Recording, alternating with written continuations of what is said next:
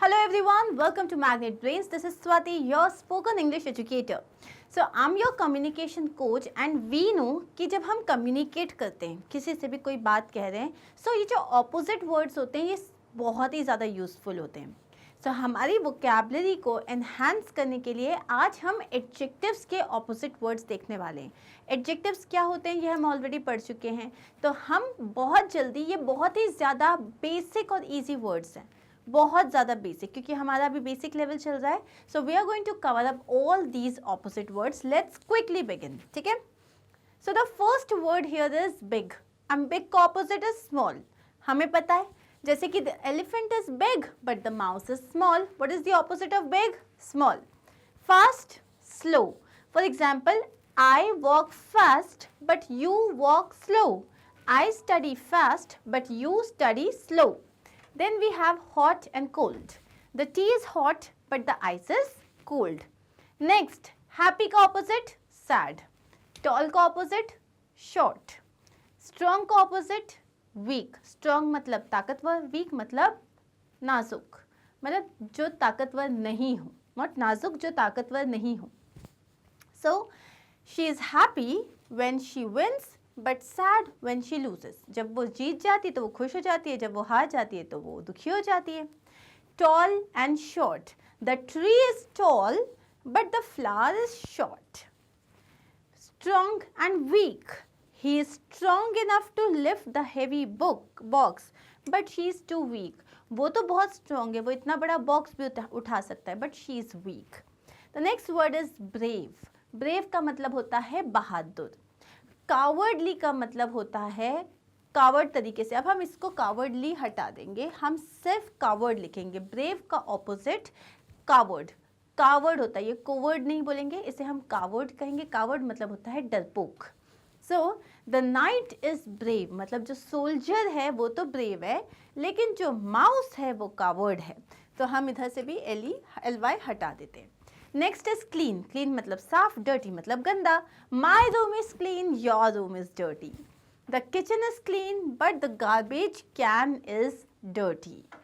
Light and dark. Light मतलब उजाला, dark मतलब अंधेरा.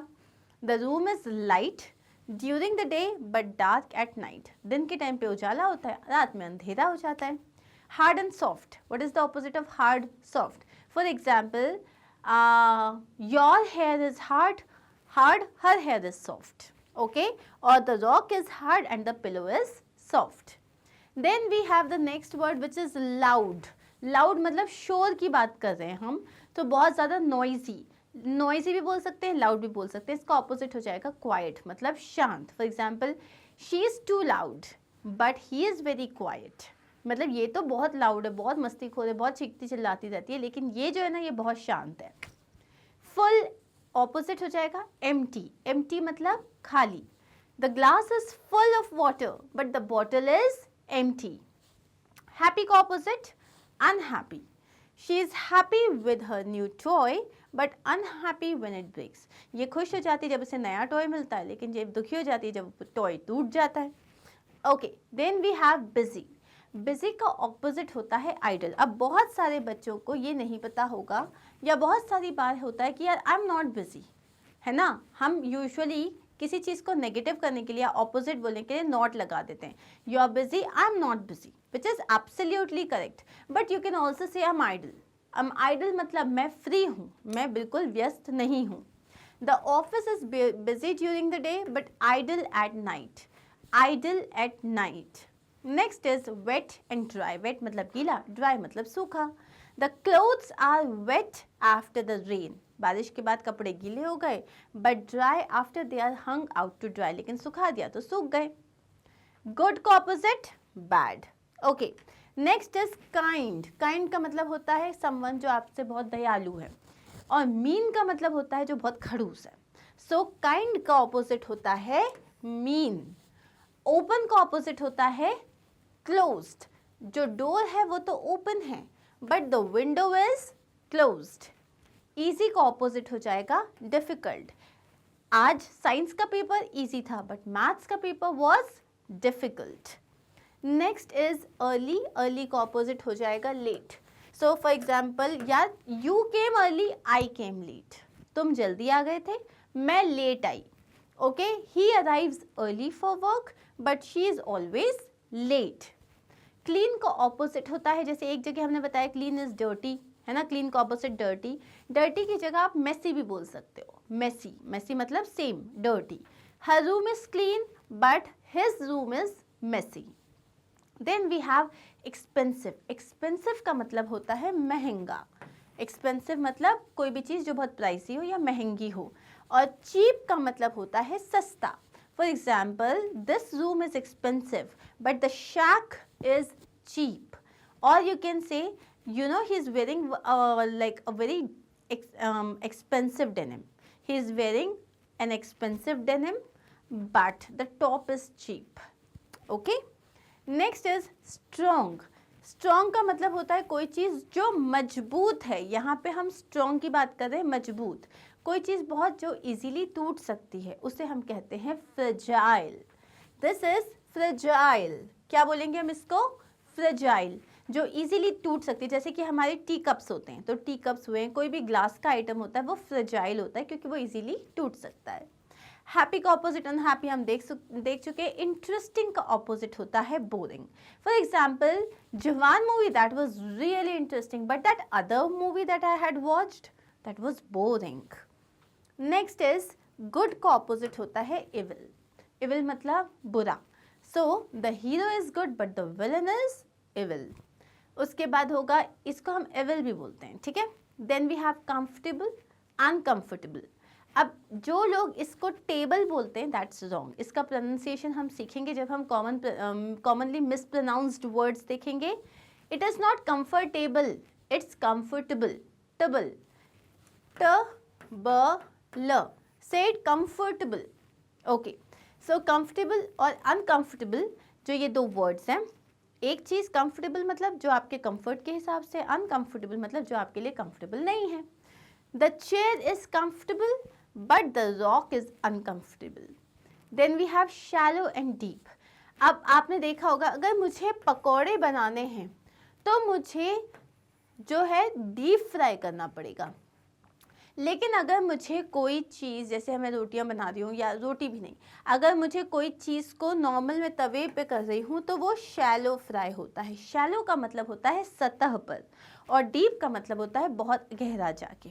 ठीक है, तो जैसे पूल जो है ना वो शैलो है लेकिन ओशन डीप है. पूल में आप खड़े भी हो सकते हो तो वो शैलो है, लेकिन ओशन कैसा है? बहुत ज़्यादा डीप है.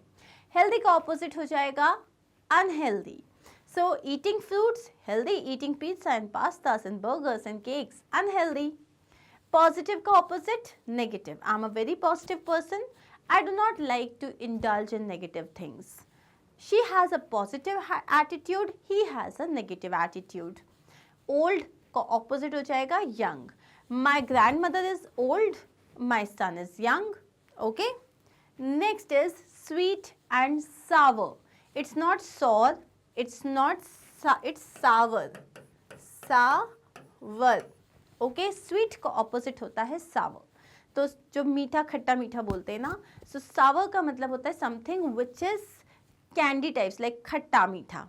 Okay, the candy is sweet but the lemon is sour. Sour is खट्टा. Then sharp का opposite होता है dull. मतलब कोई भी सिंपल सी बात है, शार्प का ऑपोजिट क्या हो जाएगा? कोई भी, जैसे I am a sharp minded person, you are dull, मतलब मैं बहुत जल्दी चीज़ें समझ जाती हूँ, तुम्हें तो नहीं आती. The knife is sharp but the pencil is dull. Okay, अब है नेक्स्ट, क्लीन का ऑपोजिट हो जाएगा अनक्लीन. तो क्लीन का हमने 3 पढ़े, क्लीन का डर्टी, क्लीन का मेसी और क्लीन का हो गया अनक्लीन. तो फॉर एग्जाम्पल डिशेस तो साफ है लेकिन फ्लोर इज अनक्लीन.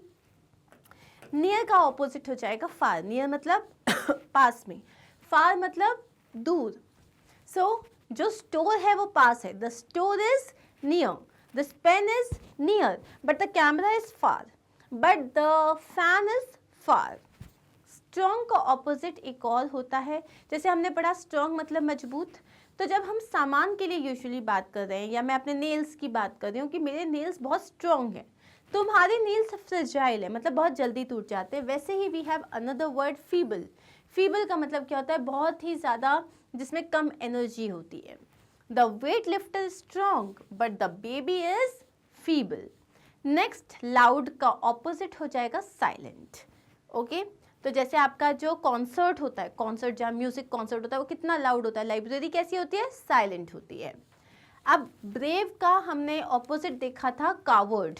यहाँ एक और वर्ड है विच इज टिमिड, जिसको बहुत जल्दी डर लग जाता है, जिसको लोगों के सामने अपनी बात रखनी नहीं आती, उसको हम बोलते हैं timid.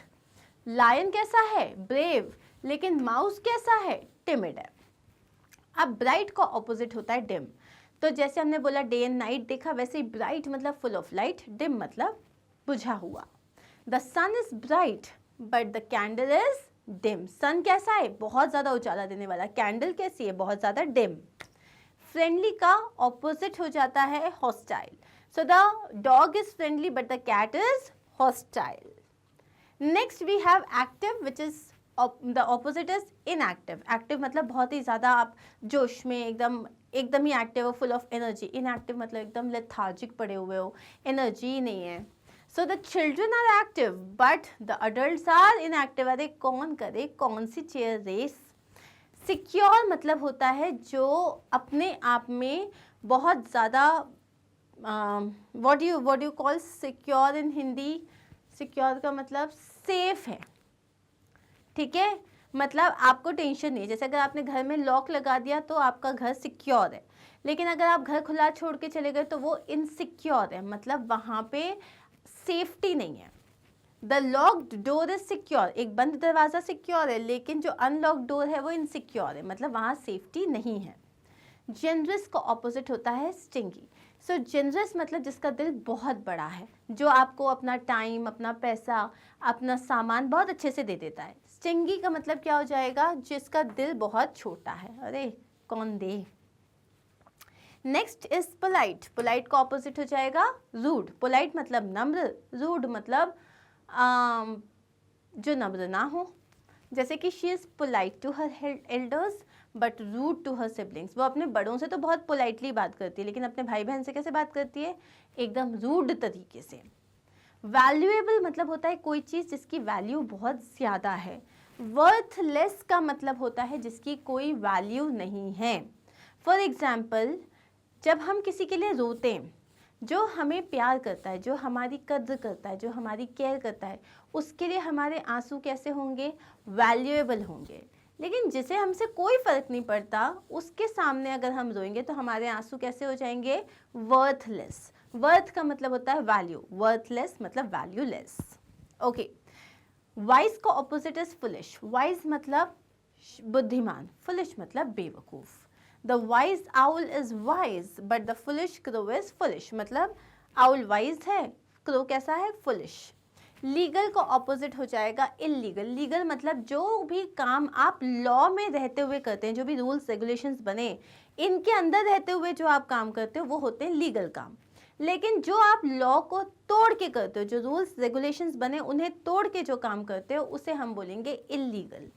So driving at the speed limit is legal. अगर आप स्पीड लिमिट में ड्राइव कर रहे हो तो वो लीगल है, लेकिन driving over the speed limit is illegal. लेकिन अगर लेट्स से स्पीड लिमिट 100 है और आप 120 पे चला रहे हो तो वो इलीगल है। नेक्स्ट इज पॉजिटिव का ऑपोजिट नेगेटिव, ये हम पढ़ चुके हैं। नैरो होता है बहुत ही सकरा, वाइड का होता है मतलब चौड़ा। तो जैसे ये वाली रोड बहुत नैरो है, इसीलिए अब हम इसको वाइड कर देंगे। There was only enough space for one car on the narrow road. जो narrow road थी उसमें एक बार में एक ही कार जा सकती थी। The main avenue of the city was very wide. लेकिन जो city का जो main avenue है वो बहुत ही चौड़ा था। Polite का opposite हो जाएगा impolite, ये हम देख चुके हैं। Excited opposite bored. Naughty, naughty मतलब बहुत ही ज़्यादा बदमाश, और इसका ऑपोजिट हो जाएगा वेल बिहेव्ड, मतलब जो बहुत ही कायदों में रख के अच्छे से काम करता है, that is well behave. For example, my son is so naughty but my daughter is well behaved, मतलब जो बहुत ही अच्छे से बिहेव करती है। And that is it, here we are done with some extremely easy opposite adjective words. ये तो बहुत ज़्यादा ईजी थे एंड आई एम श्योर आपको 90% आते होंगे। अगर आपने एक भी सीखा, इसका मतलब आपका टाइम बिल्कुल ख़राब नहीं हुआ है, क्योंकि इसके बाद जब मैं आपके पास वर्ड्स लेके आऊँगी उनका लेवल हम बढ़ाएंगे। अब हम ज़्यादा अच्छे स्टैंडर्ड वाले वर्ड्स, जो डिफ़िकल्ट वर्ड्स यूज़ होते हैं, उनको देखेंगे। लेकिन प्रॉब्लम ये होती है ना, आपको वर्ड्स तो पता है, आप यूज़ नहीं करते, है ना? आप नॉटी का ऑपोजिट वेल बिहेव नहीं लिखते, आप बोलते हो not naughty. So understand that, start using the opposite words. सही वर्ड्स सही तरीके से जब हम सही जगह यूज़ करते हैं तो हमें कहा जाता है आपकी इंग्लिश बहुत अच्छी है। I am going to now see you soon in my next class. ये सारा जो मटीरियल है, if you purchase the course, so you have this entire material and all this classes that we have, मतलब आपको पूरे 1 month में basic level की English, उसका प्रॉमिस मैं करती हूँ। लेकिन पढ़ना बहुत ज़रूरी है, so do not forget to practice. I'm going to see you soon in my next class. तब तक के लिए खुश रहिए, मुस्कुराते रहिए, बाय।